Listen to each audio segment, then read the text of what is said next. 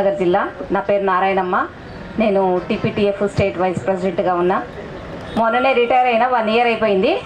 సరే, రిటైర్ అయిన తర్వాత ఎవరికి డబ్బులు రావట్లేదు కదా, నేను కోర్టుకు వెళ్ళినా. అందుకనే నాకు జూలై 20కి డబ్బులన్నీ వచ్చేసినాయి. కాకపోతే ఇంట్రెస్ట్ రాలేదు. ఆ ఇంట్రెస్ట్ కూడా మనం కొట్లాడాల్సిన అవసరం ఉంది.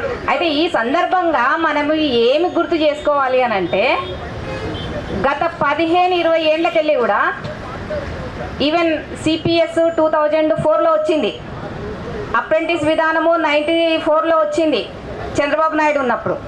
అంటే ఒకటొకటి వచ్చినప్పుడల్లా మనము ఇంత ఇదిగా వ్యతిరేకించలేదు కాబట్టి వాళ్ళు అలా తెస్తూనే ఉన్నారు. అప్రెంటిస్ విధానాన్ని రద్దు చేసిండ్రు, దాని ప్లేస్లో నోషనల్ ఇంక్రిమెంట్స్ ఇచ్చిండ్రు వాళ్ళకు 2 ఇయర్స్. బట్ 398 ఇందాక ఒకసారి వచ్చి మాట్లాడాడు చాలాసేపు. 398 వాళ్ళకి మాత్రం నోషనల్ ఇంక్రిమెంట్స్ ఇస్తాము అని వైఎస్ రాజశేఖర రెడ్డి ఉన్నప్పటి నుంచి, కేసీఆర్ వచ్చిన తర్వాత, ఇప్పుడు మన రేవంత్ రెడ్డి సారు తన దగ్గర విద్యాశాఖ పెట్టుకున్నా కూడా ఇవ్వడం లేదు. అసలు ఇస్తే ఏం నష్టం లేదని కూడా ఇంతకుముందు ఒకసారి చెప్పాడు, కానీ ఇవ్వలేదు. ఎందుకు అంటే ఇట్లా ఎందుకు జరుగుతూ ఉంది? సిపిఎస్ రద్దు, ఓపీఎస్ కావాలని ఏళ్ల కొద్ది కొట్లాడుతున్నాం కదా, ఒక్కరు కూడా స్పందిస్తలేరు. మరి పక్క రాష్ట్రం వాళ్ళు, ఏపీ వాళ్ళు 398 నోషనల్ ఇంక్రిమెంట్ ఇచ్చిండ్రు అని అన్నారు. మరి ఇక్కడ ఇన్ని గప్పాలు కొట్టినా మన రేవంత్ రెడ్డి గారికి ఇవ్వడానికి ఏం పోయింది, ఏమైంది అని మనం అడగాలి కదా. అదొకటే కదా, నాకు ఇంకొకటి ఈ సందర్భంగా చెప్పాలని అనిపిస్తుంది. ఆయన ఒకసారి గ్రూప్ 1 ఆఫీసర్లకు అపాయింట్మెంట్ ఆర్డర్స్ ఇస్తూ ఒక మాట చెప్పిండు. ఏం చెప్పిండంటే, ఒకవేళ మీరు ఆఫీసర్లు అయినా సరే మీ అమ్మ నాన్నని సరిగ్గా చూసుకోకపోతే బిడ్డ మీ సంగతి చెప్తా అని అన్నాడు. మరి బిడ్డ ఇప్పుడు నీ సంగతి ఎట్లా అని మనం అనాలా కదా, అనాలి కదా. ఇప్పుడు పేరెంట్స్ లాంటి వాళ్ళం మనము.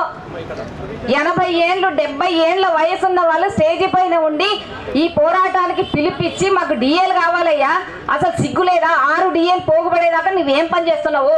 పెన్షనర్లకు బకాయిలు ఇవ్వకుండా, జీపీఎఫ్ అసలు ఏ పెండింగ్ బిల్స్ ఇవ్వకుండా మీరు ఏం చేస్తున్నారు? ఏందో పరిపాలన చేస్తున్నారు? మీరు ఏం చేయాలని వచ్చి గద్దె పైన కూర్చున్నారు, మరి ఎందుకు చేయలేకపోతున్నారు? అసలు ఎందుకు హామీలు ఇచ్చిండ్రు? అసలు ఎందుకు మీకు ఉచితాలు కావాలి ప్రజలకు ఇవ్వడానికి, మీకు ఓట్లు వేయించుకోవడానికేనా? అంటే మీరు మాట ఇచ్చి ఎన్నికయ్యి ముఖ్యమంత్రి అయ్యేటప్పుడు ఇవన్నీ తీర్చాలి, మేము మాట ఇచ్చినామని మీకు గుర్తు లేదా? మీరు చెప్పిన మాటలే మీకు గుర్తు లేకపోతే మరి ఎలా? ఇప్పుడు మేము కూడా ప్రశ్నిస్తున్నాం. ప్రశ్నించడం ఒకటే కాదు, మనందరం కూడా, ఇక్కడ రవిప్రకాష్ సార్ ఉన్నారు, కోర్టుకు వెళ్ళాలి అని అనిపిస్తుంది నాకు.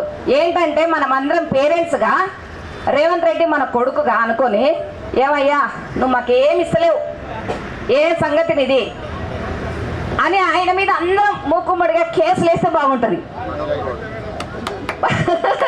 పైకెళ్ళి మన ఊరోడు మహబూబ్నగర్ జిల్లా వాడు, ఏ ఊరోడు అయితే అందరికి సంబంధించిన మనిషి కదా ముఖ్యమంత్రి అయిన తర్వాత. కానీ ఏం చేయాలి, మరి ఏం చేస్తలేడు. అందరం కూడా ఒక కొత్త రకమైన ఉద్యమం తీసుకోవాలని అనిపిస్తుంది కదా, అట్లా అందరూ కూడా కోర్టులో కేసు వేస్తే ఆయన పరిస్థితి ఏంది? అందరు వేయాలి. అసలు డిఎల్ పెండింగ్ ఎందుకు, పిఆర్సీ ఎందుకు ఇస్తలేవు, పెండింగ్ బిల్స్ ఎందుకు, పెన్షనర్స్కి ఎందుకు ఇస్తలేవు, నువ్వు చెప్పినవన్నీ ఎందుకు చేస్తలేవు, నీ మీద మేము ఎందుకు యాక్షన్ తీసుకోకూడదు అని చెప్పి అడగాల్సిన పరిస్థితి అయితే ఉంది. ఈ ఉద్యమానికి మరి ఇంత ఉవ్వెత్తున వయస్సును లెక్క చేయకుండా, మనకున్న షుగర్లను, బీపీలను కూడా లెక్క చేయకుండా, మోకాల నొప్పులను కూడా లెక్క చేయకుండా ఇక్కడికి వచ్చేసి ఈ ధర్నాని 100% సక్సెస్ చేసుకున్నాము. చేసినందుకు ప్రయత్నించిన వేదిక పైన ఉన్న పెద్దలు, వారికి తోడ్పాటు ఇచ్చిన మీ అందరికీ కూడా ఈ సందర్భంగా ధన్యవాదాలు తెలియజేస్తూ నాకు ఇచ్చిన